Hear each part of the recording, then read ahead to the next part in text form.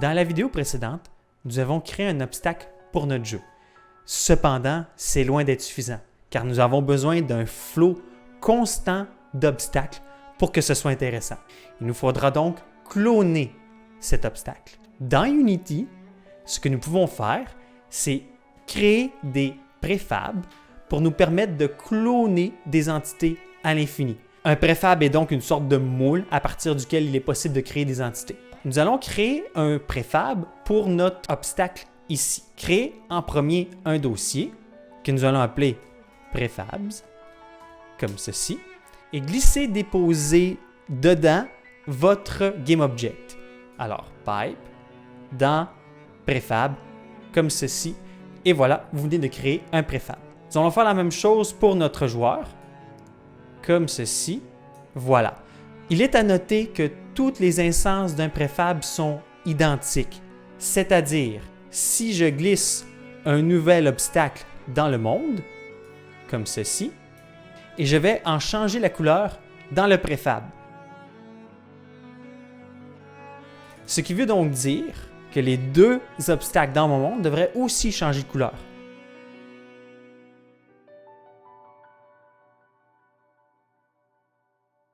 Effectivement, c'est le cas. Créons un spawn point pour nos obstacles. Alors, nous allons créer un nouveau GameObject que je vais appeler pipe spawn point et que je vais placer à 5 en X, 0 en Y et 0 en Z.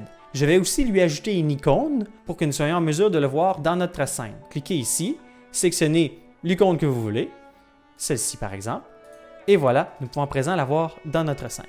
Créons un composant pour notre spawn point. Alors, on va aller dans notre éditeur, on va aller créer un nouveau script que nous allons appeler pipe spawn point, qui, comme toujours, doit hériter de monoBehavior. Nous aurons besoin de deux choses dans ce script. D'un, le préfab instancié, et de deux, l'intervalle de temps entre chaque instantiation. Alors, première chose, nous allons créer un serialize field de type GameObject pour notre pipe préfab. Et nous allons créer un second serialize field pour notre intervalle en secondes, que nous allons mettre égal à 2 pour l'instant. Nous aurons aussi besoin d'un float last spawn time, comme ceci, que je vais initialiser au awake au temps actuel. Donc, last spawn time est égal à time.time, comme ceci. Nous allons faire une instantiation du préfab si le délai a été dépassé. Si last spawn time plus spawn intervalle est plus petit que time.time, alors je vais créer mon instance de préfab en utilisant la méthode instantiate. Donc, instantiate, premier paramètre, c'est le préfab à utiliser. Le second paramètre, c'est la position. Donc, nous allons utiliser la position de notre objet. Troisième paramètre, c'est la rotation. Donc, on va utiliser un quaternion pour l'instant. Et c'est tout. Donc, en faisant ça comme ça ici, nous allons créer un préfab. Il ne reste plus qu'à stocker le temps où nous avons créé ce préfab pour la prochaine intervalle. Essayons ce composant pour voir. Alors, ajoutons-le dans notre GameObject. Pipe spawn point. Configurons-le. On a besoin de notre pipe préfab comme ça ici. Voilà. Nous n'aurons plus besoin de l'obstacle actuel dans le monde. Et ça devrait marcher. Donc, essayons-le pour voir. Premier tuyau. Deuxième tuyau. Troisième tuyau.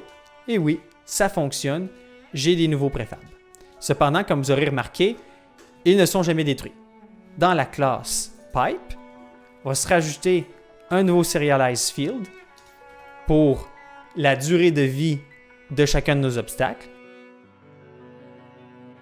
Et dans notre méthode start, nous allons appeler la méthode destroy pour supprimer le GameObject actuel après la durée de vie. Donc, réessayons ça pour voir. Nous devrions voir les tuyaux s'auto-détruire une fois sortis de l'écran. Et oui, c'est effectivement le cas. Dans la prochaine vidéo, nous verrons comment utiliser les coroutines afin d'améliorer ce petit bout de code.